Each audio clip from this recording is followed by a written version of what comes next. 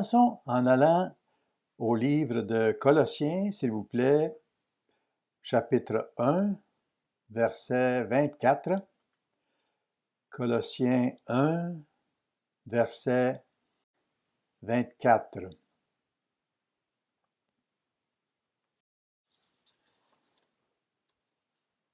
Dans cette écriture, Paul s'adresse à l'église de Colosse, une église non israélite, de païens ou de gentils. Je me réjouis maintenant dans mes souffrances pour vous, et ce qui manque aux souffrances de Christ, je l'achève en ma chair, pour son corps, qui est l'Église.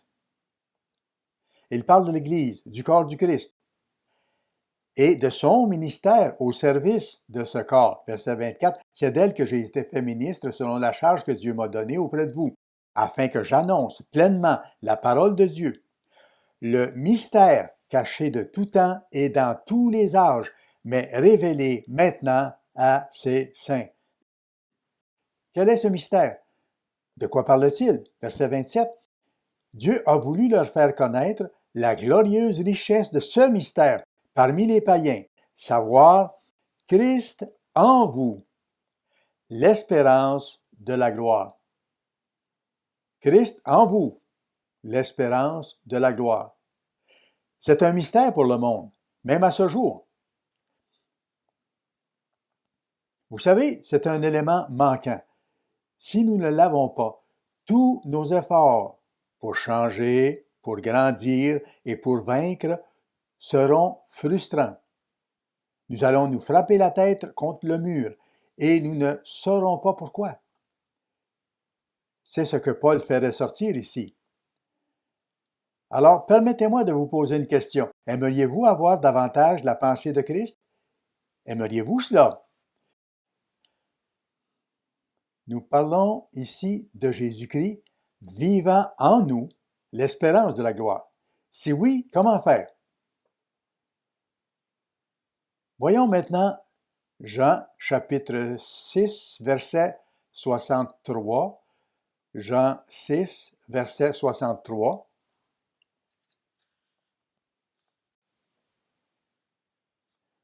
C'est un passage familier et nous commencerons à lire au milieu du contexte. C'est Jésus qui parle. Il dit ceci. C'est l'esprit qui vivifie. La chair ne sert à rien. Les paroles que je vous ai dites sont esprit et vie. Quelle déclaration profonde! Il est facile de ne pas bien la saisir, de ne pas vraiment réaliser l'importance énorme de ce qu'il dit. Qu'est-ce que cela signifie? Est-ce qu'il suffit simplement de lire les paroles du Christ et subito presto, cela me change et me rend différent, quelle que soit mon attitude ou mes actions? Nous savons qu'il y a plus à faire. Qu'est-ce que cela signifie? Allons au verset 54. Celui qui mange ma chair et qui boit mon sang a la vie éternelle, et je le ressusciterai au dernier jour, car ma chair est vraiment une nourriture et mon sang est vraiment un breuvage. Celui qui mange ma chair et qui boit mon sang demeure en moi, et je demeure en lui. Il parle du même sujet, le Christ vivant en nous. Verset 57. Comme le Père qui est vivant m'a envoyé, que je vis par le Père, ainsi celui qui me mange vivra par moi. Nous voulons que le Christ vive en nous, et par son esprit, il le fait. Mais il dit que nous devons nous nourrir de lui. Nous avons donc un rôle à jouer, et cela nécessite certainement de lire la Bible. La Bible est l'expression écrite de la pensée de Dieu. Comme nous l'avons entendu tant de fois. Mais, vous savez, nous pourrions simplement lire la Bible à la hâte, prier Dieu rapidement et penser, bon voilà, c'est terminé, je peux cocher l'item sur ma liste, j'ai fait mon travail, j'ai mis les paroles de Christ dans mon esprit, sans vraiment réfléchir à ce que nous faisons. Mais cela ne suffit pas. Nous avons besoin de plus. Nous irons à Psaume 119. le fait de nous tourner vers certaines des paroles de David nous aide à voir plus clairement ce que nous devons rechercher. Psaume 119, verset 147. Psaume 119, verset 147. David est un exemple exceptionnellement puissant de quelqu'un qui était en relation avec Dieu, qui a marché avec Dieu et qui comprenait ce que signifie connaître Dieu, en venir à le connaître. Dans ce psaume, David dit ceci: « Je devance l'aurore et je crie, j'espère en tes promesses. Je devance les veilles et j'ouvre les yeux pour méditer ta parole. » La méditation est quelque chose de bien différent du simple fait de lire à la hâte pour avoir une idée générale des personnages impliqués dans un récit. Il s'agit vraiment d'une réflexion qui permet aux mots de pénétrer réellement en nous, aux idées et aux concepts de prendre forme dans notre esprit, pour nous donner de saisir le message que le Créateur veut nous transmettre. David méditait sur ces paroles, il prenait le temps d'y penser. Notez Psaume 63, verset 7. Psaume 63, et nous allons lire le verset 7.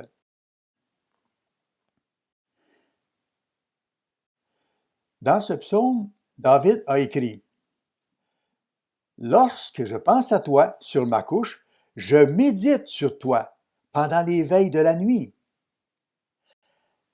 Car tu es mon secours, et je suis dans l'allégresse à l'ombre de tes ailes. Mon âme est attachée à toi. Ta droite me soutient. » David méditait la parole de Dieu, et il méditait sur Dieu lui-même.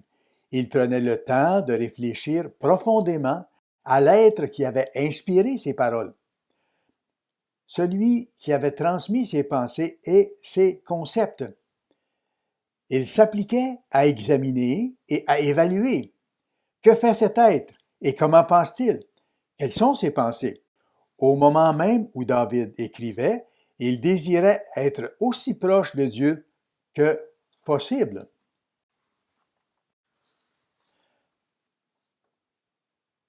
Alors que nous cherchons à être animés par la pensée du Christ, qu'est-ce que cela signifie? S'agit-il simplement de mots ou d'une sorte de slogan?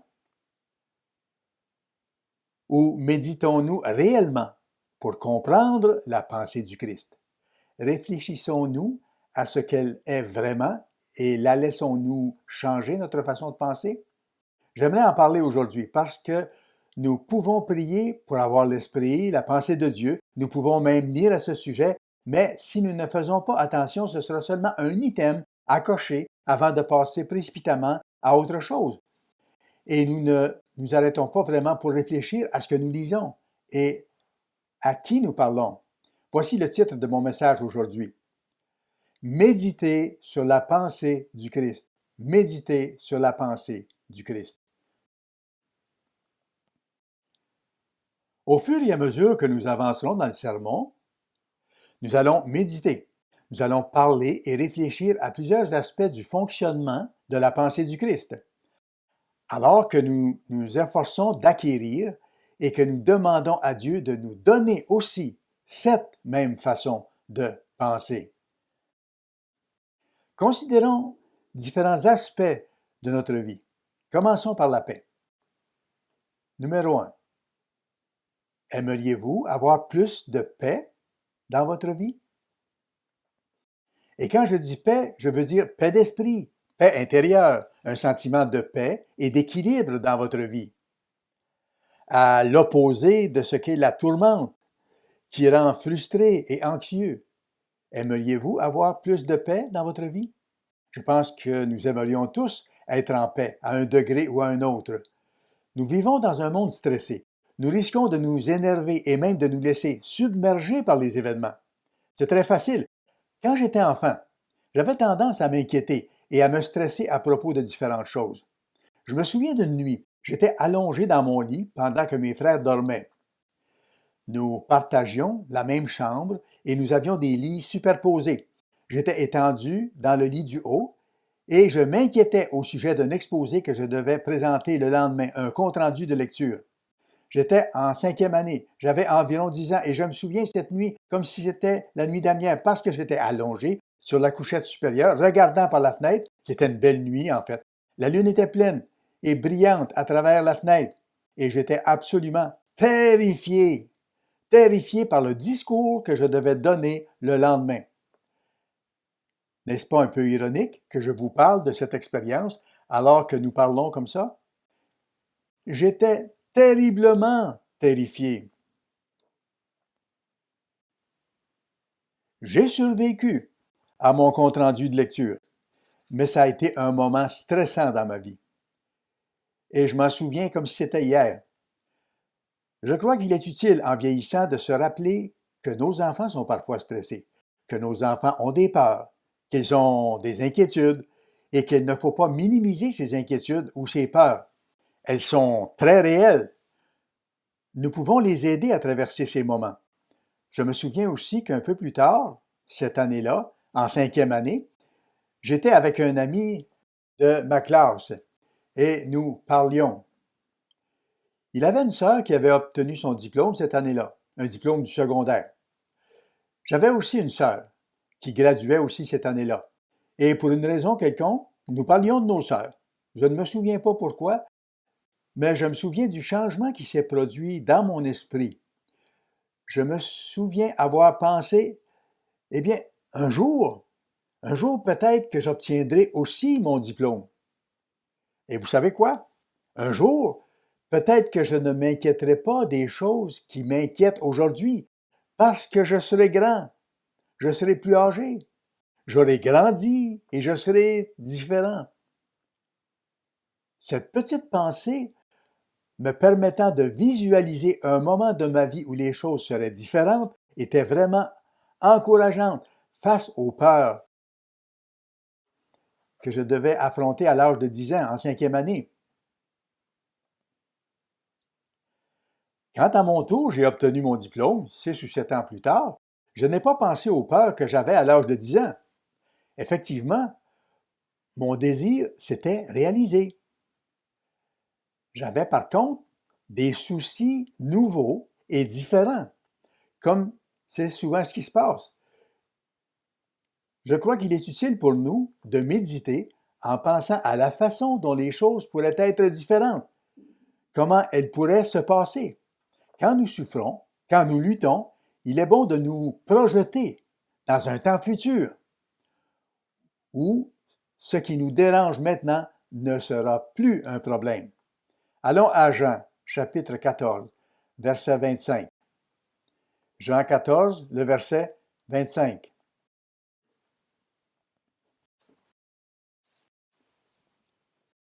Jésus a donné des directives très importantes, juste avant de mourir, avant d'être arrêté, trahi, battu et crucifié. Les instructions qu'il a données sont précieuses, très significatives et très importantes. Jean 14, verset 25. Voyons certaines des choses qu'il a dites. Il a parlé de paix. Il a dit, « Je vous ai dit ces choses pendant que je demeure avec vous.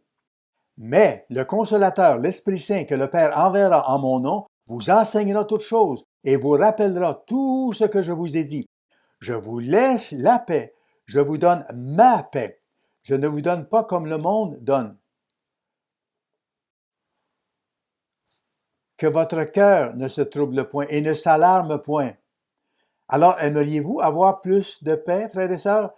Laissez-moi reformuler cela, car nous n'avons pas besoin de plus de paix, nous avons besoin d'une paix différente. Nous avons besoin d'une paix meilleure. Nous n'avons pas besoin de plus de paix humaine. Au point de vue humain, dans le monde, il y a une sorte de paix que ceux qui ne connaissent pas Dieu peuvent acquérir par expérience, en vivant tout simplement et en apprenant du vécu des autres. Mais on frappe un mur à un moment donné, n'est-ce pas? À un certain moment, ce qu'il nous faut, ce n'est pas une plus grande quantité de paix humaine, mais la paix du Christ en nous. La paix dont nous avons vraiment besoin, c'est celle-là.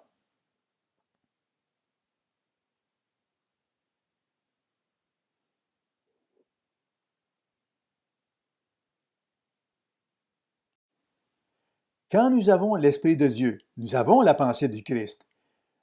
Nous savons cela. Nous le comprenons au baptême, quand on nous a imposé les mains. Mais nous n'avons pas pleinement l'Esprit de Dieu, n'est-ce pas? Nous n'avons pas encore pleinement l'Esprit du Christ. Alors, parfois, nous nous inquiétons, parfois, nous sommes stressés et effrayés. Et c'est difficile. Je pense qu'il est utile pour nous de réfléchir aux paroles du Christ qui nous nourrissent et de visualiser ce que signifie vraiment avoir l'Esprit du Christ.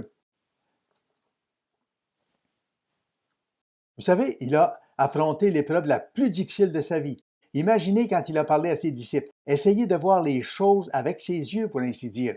Imaginez cet instant. Méditez là-dessus quelques moments. Essayez d'imaginer cela. Pouvez-vous sentir le calme profond qui devait l'habiter pour être capable de dire ces choses à ses disciples? Je sais, vous allez me dire que dans Luc, il est écrit qu'il a prié de façon si intense que sa sueur est devenue comme des grumeaux de sang qui tombaient par terre.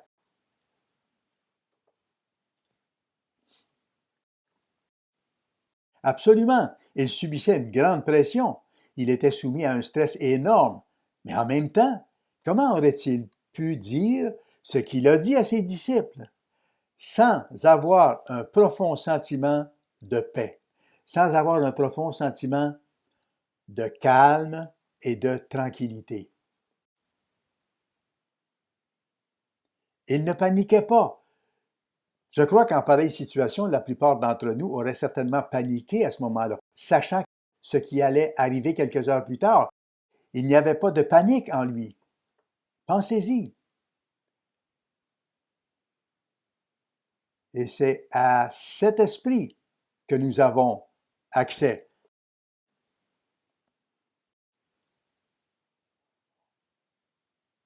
Comment ce sera quand nous penserons vraiment comme Dieu?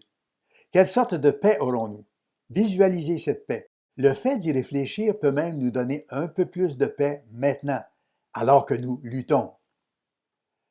Je me souviens qu'à un certain temps dans ma vie, à peu près au moment ou un peu avant d'être baptisé, j'ai commencé à penser à cela.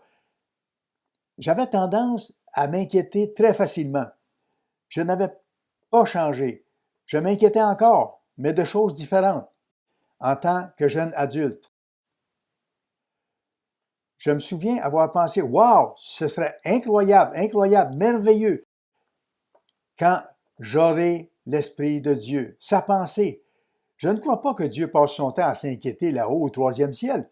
Je ne pense pas qu'il soit stressé. Je ne pense pas qu'il soit frénétique. Oui, il a des problèmes à régler, bien sûr. Il a des litiges à résoudre. Mais je ne pense pas qu'il soit stressé. C'est tellement encourageant pour moi d'imaginer avoir sa pensée, son esprit, et de réaliser, j'en aurai un peu quand je serai baptisé. Et cela pourra ensuite augmenter et se développer. Nous pouvons avoir non seulement plus de paix, mais une paix différente, la vraie paix de Dieu. Jean 16, verset 33, le Christ dit, « Je vous ai dit ces choses afin que vous ayez la paix en moi. » Nous avons une paix à un niveau totalement différent quand nous avons la paix de Dieu. Est-ce qu'il ne faisait que plaisanter? Le Christ ne faisait-il que raconter des histoires? Essayait-il seulement de dire quelque chose qui encouragerait ses disciples pour qu'ils n'aient pas peur? Ou disait-il la vérité? Est-ce qu'il entendait ce qu'il disait et pouvons-nous avoir ce genre de paix? Philippiens 4, verset 6. Allons-y. Philippiens 4, verset 6. Voyez ce que Paul écrit.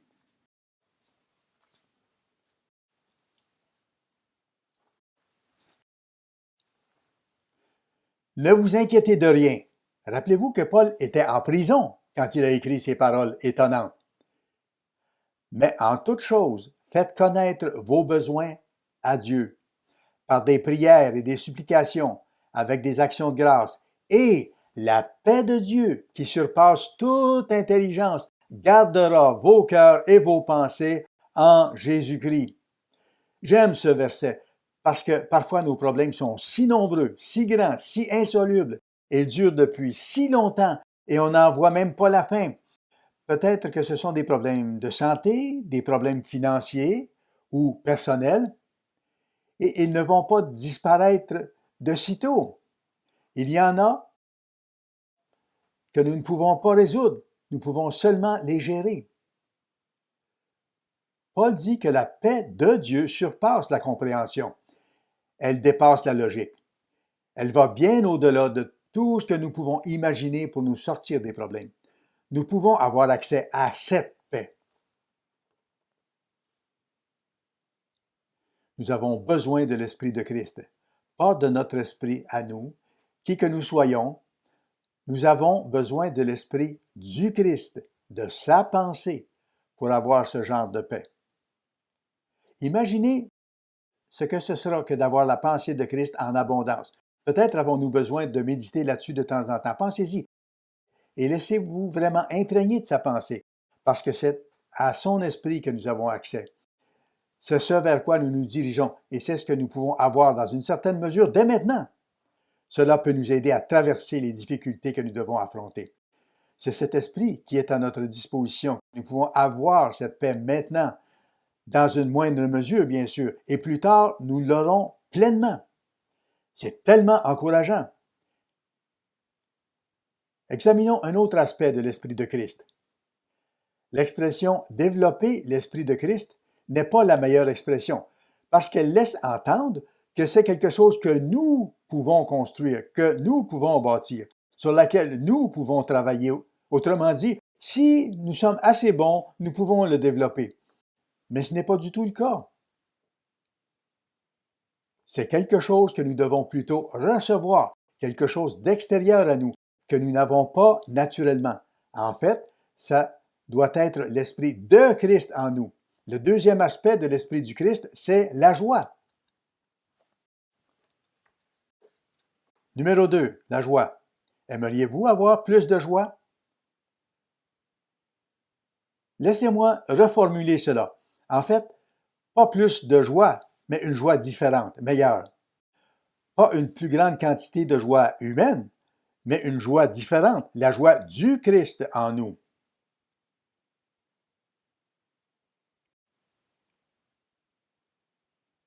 La joie du Christ en nous. Voyons maintenant un autre passage où Christ, quand il était sur la terre, a enseigné ses disciples. Jean 15, le verset 11. Jean 15, le verset 11.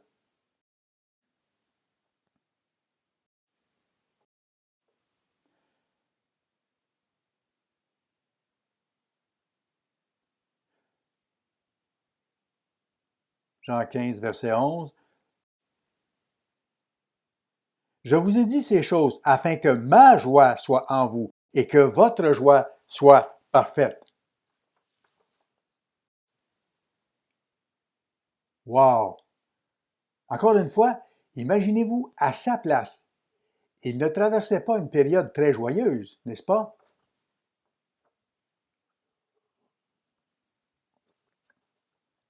Tentez d'imaginer ce moment avec les yeux du Christ. Visualisez les événements qui se déroulaient avec ses disciples. Il faut considérer le point de vue de Jésus, ce qu'il vivait à ce moment-là, en sachant ce qui allait lui arriver ensuite.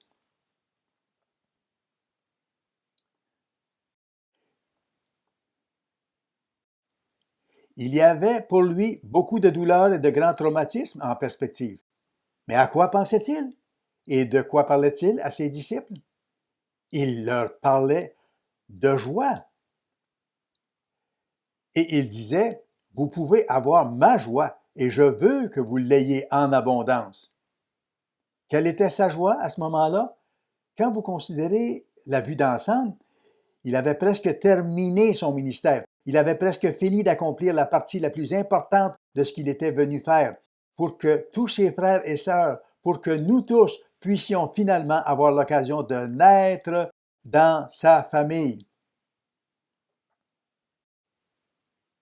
Il était presque au bout de ses peines et il ne lui restait que quelques pas à faire, pourrait-on dire. Son ministère était presque terminé et il avait la perspective exacte de la raison pour laquelle il accomplissait tout cela. Et cette joie imprégnait tout son être. Jean chapitre 16, verset 22. Voici ce qu'il dit à ses disciples. Vous êtes maintenant dans la tristesse, en parlant de son départ. Ses disciples commençaient à réaliser la situation. Pas complètement, mais en partie. Et il leur dit ceci.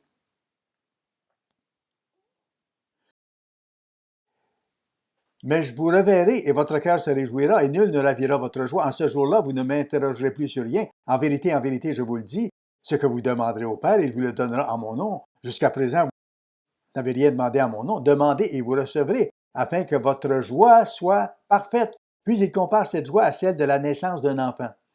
Un peu avant cela, il parlait de la façon dont une femme, en accouchant, vit des moments extrêmement difficiles. La douleur est intense. Et pourtant, dès que l'enfant est né, son état d'esprit change instantanément à la vue de cette nouvelle vie et la joie qu'elle ressent est indescriptible.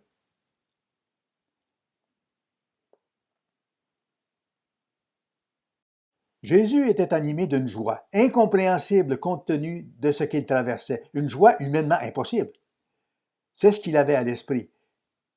Et cela peut nous encourager lorsque nous traversons des difficultés, parce que nous pouvons puiser dans sa joie.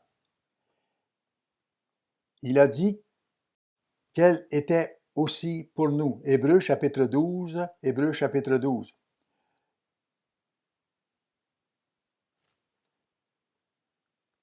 Nous pouvons y puiser parce que nous avons l'Esprit de Christ, le Christ en nous. C'est ce que Paul disait à l'Église de Colosse. Voilà le mystère, ce que les gens ne comprennent pas. Oui, certains croient en Jésus, certains obéissent à Dieu selon leur degré de compréhension et ils sont bénis dans la mesure où ils obéissent à Dieu. Mais ce dont nous parlons se situe à un tout autre niveau. C'est totalement différent quand le Christ vit réellement sa vie en nous. Hébreux chapitre 12, verset 1.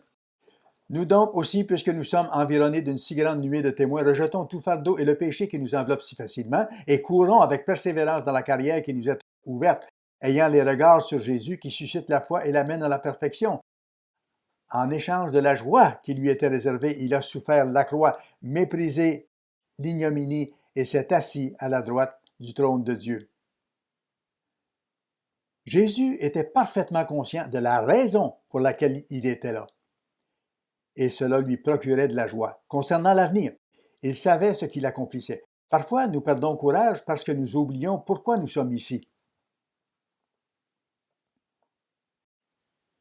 Nous oublions ce qui nous attend. Sur le plan humain, à quoi la joie se rapporte-t-elle le plus souvent? Eh bien, au plaisir. Est-ce que nous avons du plaisir? Avons-nous un pic d'adrénaline? Avons-nous une poussée de dopamine? Nous pensons souvent que ce sont ces choses-là qui révèlent si, oui ou non, nous avons de la joie. Sommes-nous sans souffrance, sans aucun inconfort? Si tout va bien, si nous nous sentons bien et que tous les membres de notre famille vont bien, alors nous avons de la joie. Notre société, la société américaine en particulier, est obsédée par la crainte de l'inconfort. Nous faisons tout pour rendre notre environnement aussi agréable que possible de toutes les manières imaginables.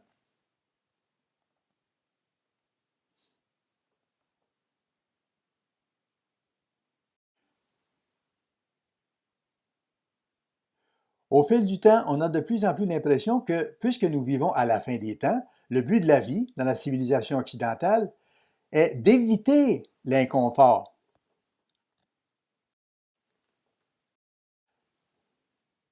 Mais ce n'est pas le but de notre vie, n'est-ce pas? Le problème avec ce raisonnement est que si nous vivons seulement pour éviter l'inconfort, notre zone de confort devient de plus en plus petite. Quand nous parlons de zone de confort, nous parlons en quelque sorte de l'environnement dans lequel nous sommes à l'aise d'agir. Et chaque fois que nous atteignons la limite de cette zone de confort, nous avons tendance à fuir. Peut-être lors d'une conversation difficile avec quelqu'un, peut-être quand nous savons que nous allons faire face à quelque chose que nous ne voulons pas affronter, nous ne sommes pas disposés à le faire et nous nous retirons. Nous n'y allons pas. L'ironie est qu'à mesure que nous reculons, notre zone de confort devient de plus en plus petite. Et si nous vivons de cette façon, notre zone de confort diminue continuellement. Et nous sommes de plus en plus frustrés parce que nous ne faisons rien. Nous ne faisons rien par souci d'inconfort. Plus notre zone de confort diminue, plus notre monde se rétrécit, complètement à l'opposé de la raison pour laquelle nous existons. Il faut comprendre que la vie est un terrain d'entraînement et que Dieu nous permet d'être poussés petit à petit, juste au bord, jusqu'à la limite de cette zone. C'est là que la croissance se produit, peu à peu à la limite de notre zone de confort, qui s'étend alors, nous donnant un plus grand confort et une plus grande étendue d'action à mesure que nous faisons cela. Nous devons nous rappeler pourquoi nous sommes ici. Cette vie est un terrain d'entraînement. Nous sommes en formation avancée. Parfois, nous pouvons nous décourager en pensant « je vis de cette façon depuis un certain nombre d'années, peu importe ce nombre d'années, même si c'est depuis des dizaines d'années. J'aurais cru que ce serait plus facile maintenant. » Mais ce n'est pas plus facile.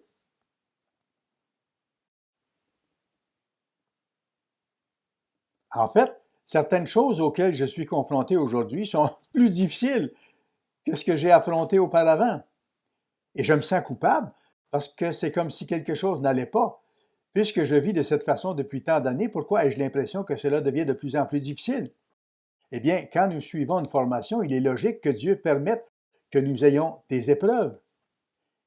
Il nous donne des défis qui nous font avancer peu à peu. Vous savez, quand nous sommes en 9e année, l'enseignant ne dit pas, par exemple, aujourd'hui, nous allons donner un test de mathématiques de première année à tout le monde. Nous allons revenir à l'addition de 4 plus 2 et nous verrons comment vous vous en sortirez. Nous ferons aussi une soustraction un peu plus difficile. 6 moins 3. Et si les choses se passent bien, nous pourrions même aller jusqu'à faire une division. Ça ne se passe pas comme ça. Lorsque nous sommes en 9e année, le fait de pouvoir vraiment bien réussir un test de première année n'a aucune importance. Alors pourquoi nous sentir coupables d'avoir à continuer de lutter et nous dire, même si je vis de cette façon depuis longtemps, il me semble que j'ai maintenant des moments plus difficiles qu'avant.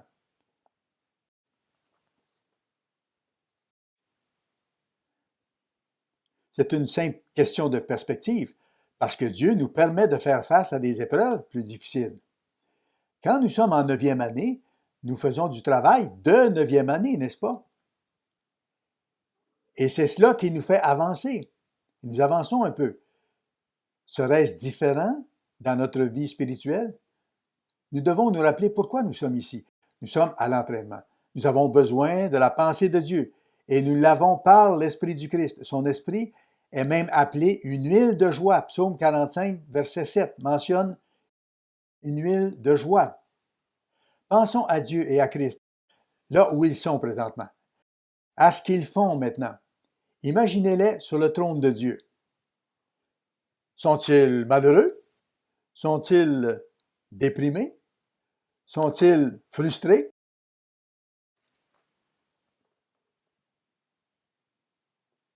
Je ne pense pas. Je suis sûr qu'ils ont toutes sortes d'émotions en voyant les souffrances de ce monde. Je suis sûr qu'ils ne sont pas à l'abri de cela. Ils ne sont pas des robots, mais je n'ai pas l'impression qu'ils se complaisent dans le malheur. Ils n'ont pas non plus besoin d'une montée d'adrénaline en montagne russe. Ils éprouvent une grande et profonde satisfaction au sujet de la progression de leur plan. Ils prennent beaucoup de plaisir à le voir s'accomplir. Luc 15, verset 10. De même, je vous le dis, il y a de la joie devant les anges de Dieu pour un seul pécheur qui se repent. Imaginez le trône de Dieu. Imaginez l'activité devant ce trône. Je suis sûr qu'il y a beaucoup d'activités, plusieurs anges qui vont et qui viennent pour rendre compte de ce qu'ils font. Le Père et le Christ parlent de leur plan, regardant ce qui se passe, pensant à ce qui va se produire ensuite et comment ils vont arranger les choses. Ils sont souvent déçus de ce que font les êtres humains. Mais, en même temps, ils sont profondément satisfaits et heureux que l'œuvre progresse, que des vies soient changées et que des pécheurs se repentent. Je pense parfois à mon grand-père, quand il y avait une grande réunion de famille. Nous jouions tous d'un instrument de musique. Et inévitablement, à la fin de la soirée, grand-père disait « Allez, tout le monde, sortez vos instruments et nous allons demander à tous les enfants de jouer ensemble un morceau de musique. » Il aimait beaucoup regarder sa famille. Il aimait entendre les échanges que nous avions, les rires et la musique que nous jouions. Il aimait s'asseoir en retrait et regarder ses enfants et ses petits-enfants.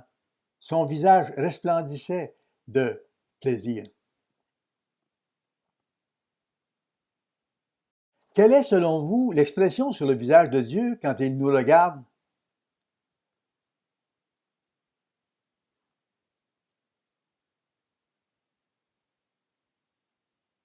Je crois qu'il est heureux. Heureux de ce qui se produit dans la vie de ceux qui marchent dans sa voie de vie. Nous devons méditer là-dessus et nous imprégner de cela, car trop souvent, il n'y a pas beaucoup de joie dans ce monde. Et les choses empirent. Mais nous pouvons avoir accès à la joie du Christ si nous la demandons, si nous y réfléchissons. C'est vraiment à notre portée. Y a-t-il un autre aspect de l'Esprit du Christ que nous puissions posséder? Parlons d'amour. Numéro 3.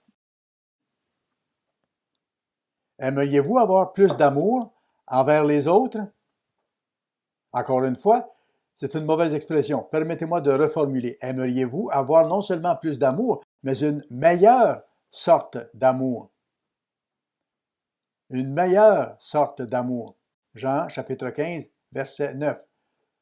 Jean, le chapitre 15 et le verset 9, le Christ déclare ceci. Comme le Père m'a aimé, je vous ai aussi aimé. Demeurez dans mon amour. Vivez dans mon amour.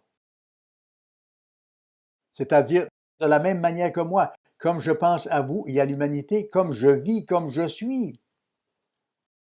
Si vous gardez mes commandements, les commandements sont une expression de son amour. Vous demeurerez dans mon amour, de même que j'ai gardé les commandements de mon Père et que je demeure dans son amour. Beaucoup de gens disent « Je t'aime ». Mais que veut-il dire exactement? Jésus exprimait son amour envers ses disciples et il était sur le point de le prouver par le sacrifice ultime. De plus, il était attentionné, même à ce moment-là, parce qu'il connaissait leurs besoins. Son amour est bien plus grand que l'amour humain et c'est le type d'amour auquel nous pouvons avoir accès. Allons à Philippiens, chapitre 2, verset 1. Vous savez, parfois notre amour est mis à l'épreuve. Parfois, nous n'avons pas envie de nous aimer les uns les autres. Et si nous n'avons pas envie de nous aimer les uns les autres, nous n'avons pas besoin de le faire, n'est-ce pas? Si nous ne le ressentons pas, pourquoi devrions-nous l'exprimer? Eh bien, ce raisonnement est humain. Nous devons penser autrement. Philippiens 2, verset 1. Si donc il y a quelque consolation en Christ, s'il y a quelque soulagement dans l'amour, s'il y a quelque communion d'esprit, s'il y a quelque compassion, quelque miséricorde, rendez ma joie parfaite, ayant un même sentiment, un même amour, une même âme, une même pensée. Ne faites rien par esprit de parti ou par vaine gloire, mais que l'humilité vous fasse regarder les autres comme étant au-dessus de vous-même, que chacun de vous, au lieu de considérer ses propres intérêts, considère aussi ceux des autres. Ayez en vous les sentiments qui étaient en Jésus-Christ. Voici le but. Pensez comme lui.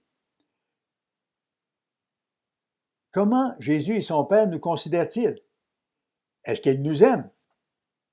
Vous savez, malgré tout ce qui se passe dans le monde de nos jours, il continue de subvenir aux besoins des oiseaux, des animaux, de faire tourner la planète tous les jours et de nous empêcher d'être projetés dans l'espace en maintenant en vigueur les lois de la physique. Ils servent leur création tous les jours, à longueur de journée, parce qu'ils nous aiment. Jean 17, verset 20. Jean chapitre 17, le verset 20. Pouvons-nous avoir l'amour du Christ en nous? Pouvons-nous avoir l'amour de Dieu en nous? Y avons-nous accès? Absolument! Jean 17, verset 20. Vers la fin de sa prière, Jésus dit ceci. Ce n'est pas pour eux seulement que je prie, mais encore pour ceux qui croiront en moi par leur parole. Et au verset 25, Père juste, le monde ne t'a point connu, mais moi je t'ai connu, et ceux-ci ont connu que tu m'as envoyé. Je leur ai fait connaître ton nom, et je leur ferai connaître, afin que l'amour dont tu m'as aimé soit en eux, et que je sois en eux. L'amour de Dieu et le Christ vivant en nous. Comment Dieu pense-t-il à nous? Nous regarde-t-il avec dégoût et répulsion? Il n'y a dans la Bible pas le moindre indice en ce sens. Et pourtant, parfois, certains d'entre nous peuvent se sentir excessivement coupables, au point de croire que Dieu ne nous pardonnera pas et que peut-être nous n'entrerons pas dans son royaume à cause de ceci ou de cela. Nous devons méditer à ce sujet. Dieu nous aime-t-il? Dieu nous aime-t-il? Imaginez-le sur son trône. Imaginez-le et réfléchissez. Que dit la Bible au sujet de Dieu et de son amour? Est-il satisfait? Est-il heureux?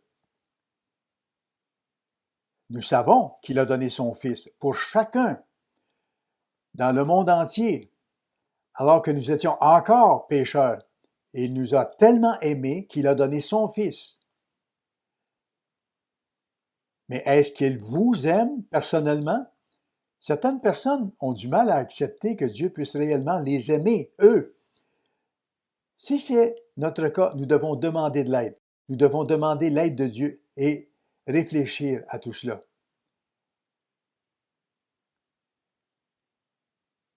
Essayons de nous percevoir comme il nous perçoit et nous voit, non pas en fonction de notre propre imagination, parce qu'elle se déchaîne parfois, mais en fonction de ce que dit la Bible au sujet de ce que Dieu pense de son peuple, de ce qu'il ressent pour les siens, ceux qui marchent avec lui.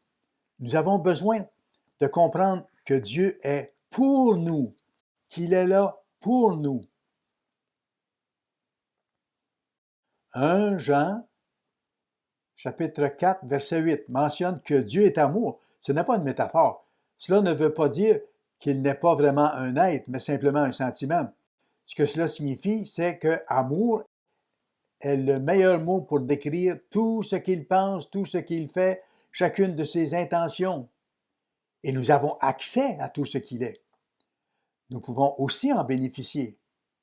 Est-il important que nous ayons l'Esprit du Christ pour avoir l'amour de Dieu? C'est crucial.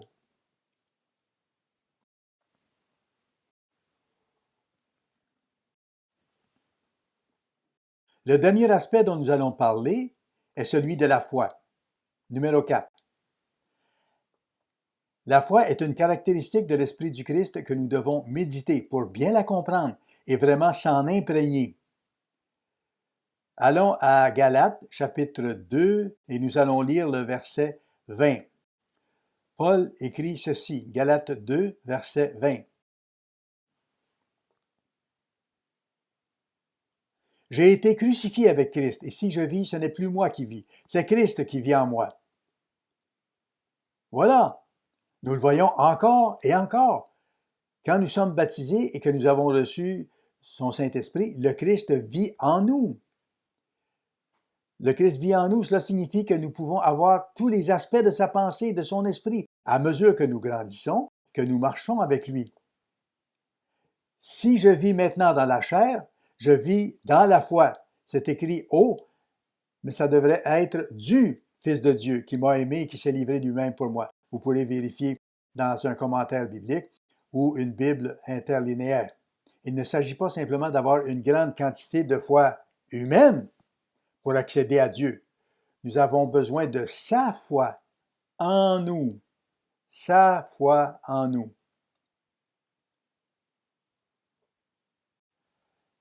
Notre foi humaine ne suffit pas. Dans quelles circonstances avons-nous besoin de la foi du Christ? Certains ont des problèmes de santé très importants ou un proche traverse des moments difficiles. Nous pouvons nous épuiser, être troublés et nous inquiéter. Parfois, certains deviennent même nerveux et inquiets. Ils sont nerveux et inquiets, le cycle s'alimente lui-même, pour ainsi dire. Mais la Bible nous dit de ne pas avoir peur, c'est manquer de foi. Parfois, ce n'est pas tant parce que nous sommes nerveux et inquiets, mais parce que nous essayons de faire les choses par nous-mêmes. C'est là le problème. Et nous nous sentons coupables d'être nerveux et inquiets. Nous essayons d'édifier notre propre foi, alors que Christ dit que nous avons besoin de sa foi. Peut-être que ce n'est pas assez réel pour nous. Nous devons y penser, lui demander sa foi et garder à l'esprit que ce n'est pas nous qui devons la faire grandir. C'est lui en nous, sa foi et son action en nous. Laissez-moi ajouter ceci. Quand il s'agit d'anxiété grave, il y a souvent des problèmes physiques, des problèmes chimiques ou hormonaux qui doivent être traités et ne pas être négligés. Et il se peut qu'une aide psychologique soit utile à une personne pour l'aider à développer des mécanismes de réflexion, pour adopter de nouveaux modèles et de meilleurs schémas de pensée. Cela sera très utile. Il faut aller chercher de l'aide. En fin de compte, nous avons besoin de l'aide de Dieu, de sa foi. Nous avons besoin de l'Esprit de Dieu, de sa pensée.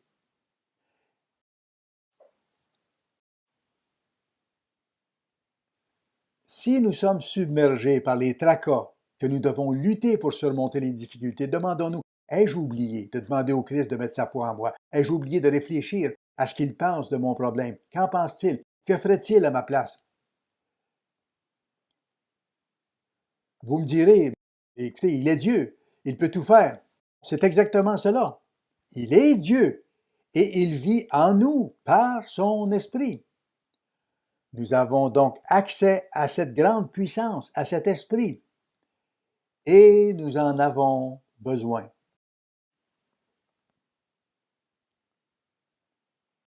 Deux Jean, verset 7, révèle que le fait de nier que le Christ vient présentement dans la chair fait partie de la doctrine de l'Antéchrist. N'est-il pas intéressant que ce concept soit si important que Satan veuille le détruire, le faire disparaître? Le docteur Meredith a écrit à propos de ce verset dans la brochure « Quelle est l'identité de l'Antéchrist ?»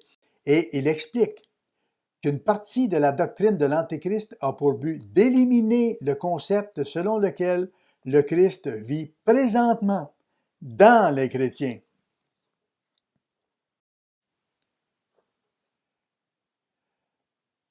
Il est très important que nous comprenions et méditions profondément à ce sujet.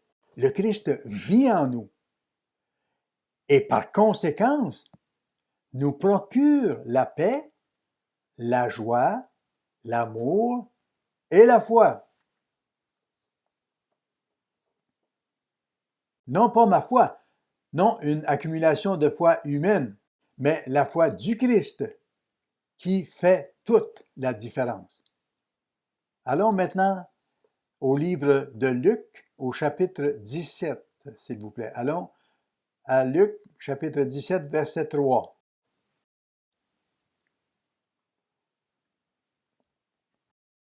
C'est intéressant, Jésus a eu une conversation avec ses disciples au sujet de la foi.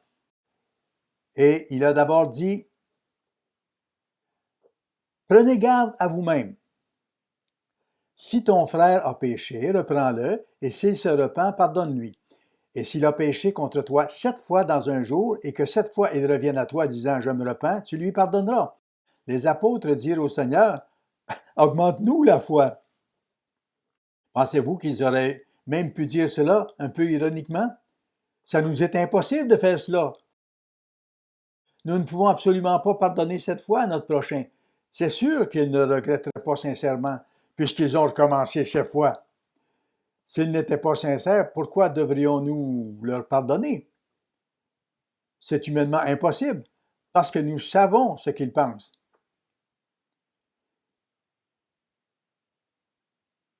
Ils ont donc dit, « Augmente-nous la foi. » Et le Seigneur leur dit, « Messieurs, vous ne comprenez pas. Il ne s'agit pas que vous augmentiez votre foi. Car si vous aviez de la foi comme un grain de sénévé, vous diriez à ce sycomore, déracine-toi et plante-toi dans la mer, et il vous obéirait.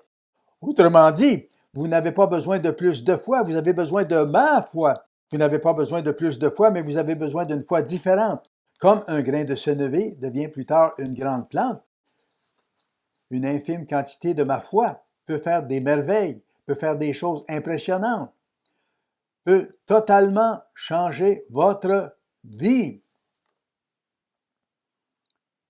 Voilà ce que le Christ leur a expliqué.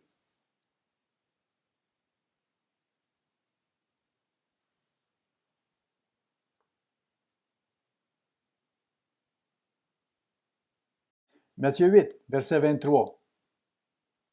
Matthieu 8, verset 23. Il monta dans la barque et ses disciples le suivirent. Et voici, il s'éleva sur la mer une si grande tempête que la barque était couverte par les flots. Et lui, il dormait. Les disciples, s'étant approchés, le réveillèrent et dirent, « Seigneur, sauve-nous, nous périssons. » Arrêtez un instant et pensez-y. Plusieurs parmi les disciples étaient des pêcheurs de profession. Est-ce qu'il s'agissait seulement là d'un petit balancement, d'un léger roulement de vagues sur la mer? Ces gens étaient habitués à la mer. Ils avaient sans doute traversé plusieurs tempêtes. Celle-là devait être terrifiante. Certains d'entre eux étaient des pêcheurs. Ils vivaient pratiquement sur l'eau et voilà qu'ils pensaient mourir. Et lui s'était endormi. Il leur dit, « Pourquoi avez-vous peur, gens de peu de foi? » Gens de peu de foi. Qu'est-ce que cela signifie? Pour comprendre, il faut voir les choses avec les yeux du Christ, selon sa perspective. Eux trouvaient la situation désespérée, complètement hors de contrôle. Mais il leur dit qu'au contraire, tout était sous contrôle. Ils n'avaient tout simplement pas la bonne sorte de foi. C'est ce qu'il leur explique.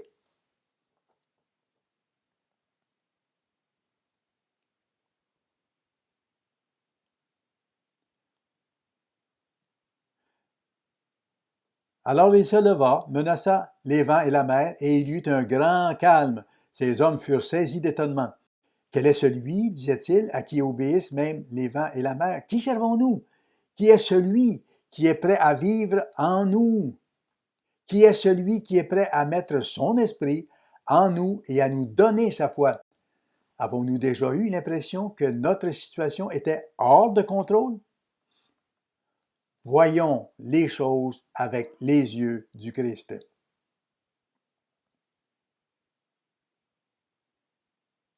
Non pas qu'il soit prompt à nous critiquer, mais il pourrait nous dire, « Gens de peu de foi, pourquoi avez-vous peur? Ne comprenez-vous pas qui je suis? Ne comprenez-vous pas qui vit en vous? Et ne comprenez-vous pas à quoi vous avez accès? »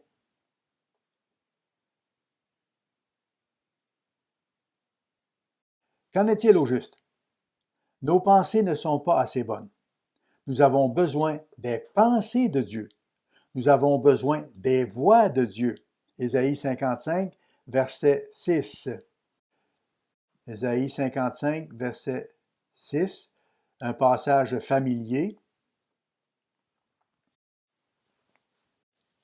Cherchez l'Éternel pendant qu'il se trouve, invoquez-le tandis qu'il est prêt, que le méchant abandonne sa voie et l'homme d'iniquité ses pensées, qu'il retourne à l'Éternel qui aura pitié de lui, à notre Dieu, qui ne se lasse pas de pardonner. Vous savez, nous pensons que les méchants sont de très mauvaises personnes, mais ce verset nous concerne aussi. Il s'applique à nous.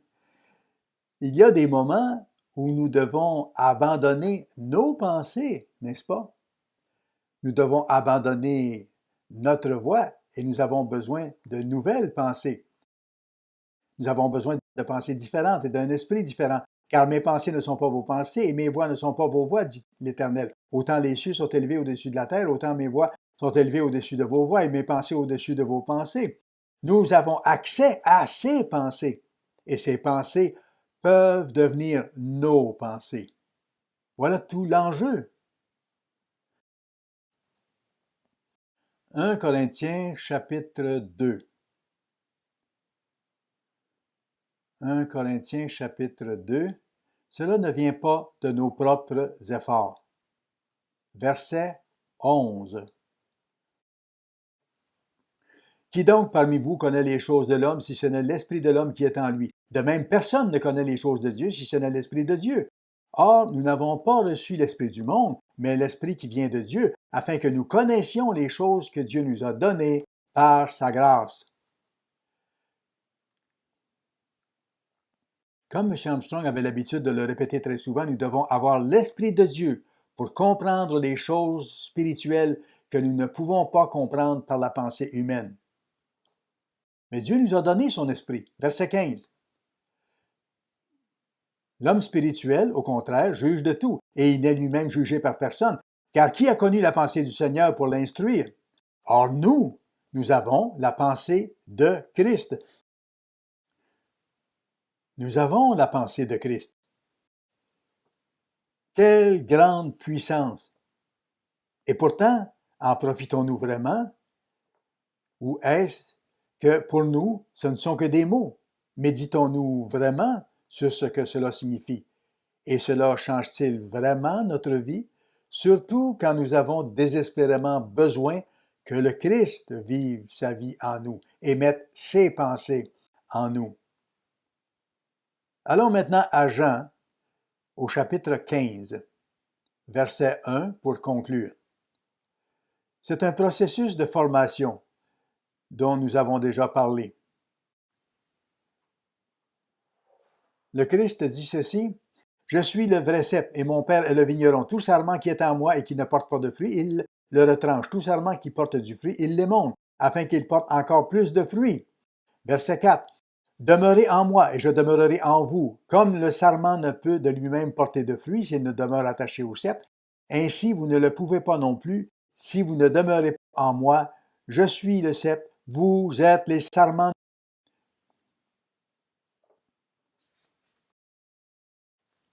Ce concept est partout dans le Nouveau Testament. Celui qui demeure en moi et en qui je demeure porte beaucoup de fruits, car sans moi, vous ne pouvez rien faire. Nous ne pouvons y arriver seuls.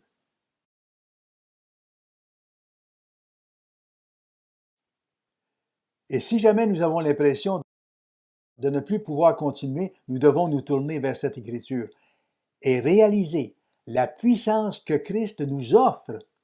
Sans lui, nous ne pouvons rien faire. C'est ça l'important. Nous nous tournons vers lui, nous méditons sa pensée, son esprit, la puissance qu'il a et comment il veut que nous considérions les choses. Verset 7. Si vous demeurez en moi et que mes paroles demeurent en vous, demandez ce que vous voudrez et cela vous sera accordé. Si vous portez beaucoup de fruits, c'est ainsi que mon Père sera glorifié. Nous devons avoir ces paroles en nous. Nous devons remplir notre esprit de ces paroles. Pas seulement lire au sujet des personnages bibliques, pas seulement cocher des items sur une liste, mais réfléchir à ce qu'il dit et avoir la pensée du Christ. Considérant ce qui existe dans tout l'univers, le fait d'avoir accès à l'Esprit de Christ est l'une des plus grandes bénédictions que nous puissions avoir. Je n'exagère pas. Nous devons réfléchir à la signification réelle de ces paroles et à sa manière de penser. Nous devons imaginer et visualiser qu'il est là, parce qu'il est là, et son Père aussi, et il nous aime. Ils ont tout donné pour nous, et ils feront tout pour nous faire entrer dans leur royaume. Nous devons laisser le Christ diriger nos pensées et notre vie. C'est ce qui signifie avoir la pensée du Christ.